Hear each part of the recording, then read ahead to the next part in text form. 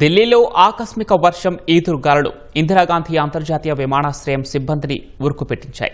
గంటకు 80 కిలోమీటర్ల వేగంతో వీచిన గాలుల ధాటికి విమాన సామాగ్రి లాడర్లు కొట్టుకుపోయి రన్వేపై నిలిపి ఉంచిన 3 ఎయిర్ ఇండియా విమానాలను బలంగా ఢీకొట్టాయి. ప్రమాదంలో 3 విమానాల బాడీ, రెక్కల భాగం పాక్షికంగా ధ్వంసమయ్యాయి.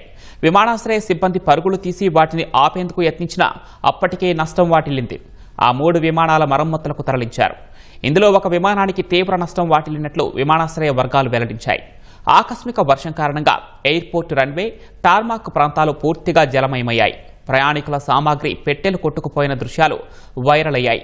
గ్రౌండ్ సేఫ్టీ ప్రోటోకాల్స్ పాటించకపోవడం వల్ల జరిగిన ఈ ఘటనపై DHCA విచారణ చేపట్టనుంది.